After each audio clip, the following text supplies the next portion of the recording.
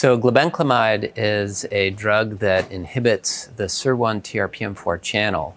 And this goes back 15, 20 years ago.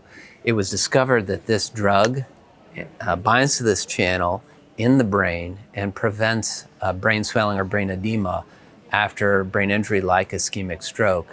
And for the last 15 years, together with my colleague, Dr. Kevin Sheth, we've been working on the clinical development of IV glibenclamide in a series of clinical trials, most recently the phase 3 CHARM trial.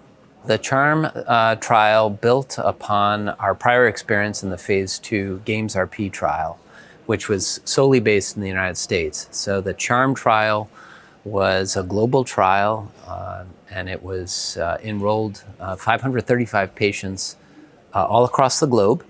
And the idea behind the trial was to evaluate the efficacy of IV glibenclamide in improving outcomes in patients with large hemispheric stroke, a subset of ischemic stroke characterized by very large stroke that is associated with lots of brain edema and causes poor outcome. So the idea behind the trial was to test this agent in preventing brain edema and improving outcomes.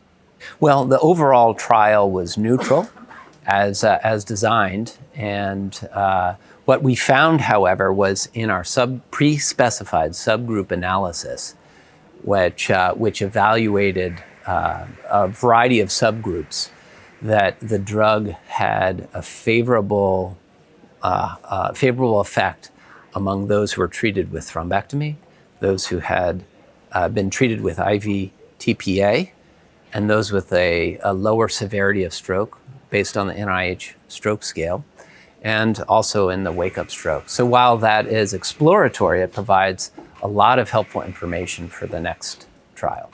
In previous investigations, we showed evidence that the drug could reduce brain edema and had some preliminary evidence for efficacy.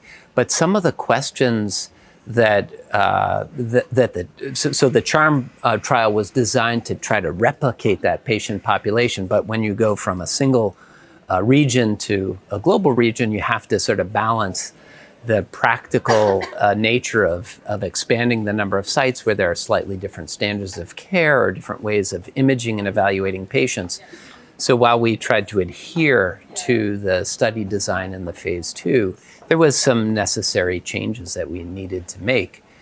So what we've learned from this is that now we know exactly which patient population in terms of the stroke size and stroke severity that to target for the next phase.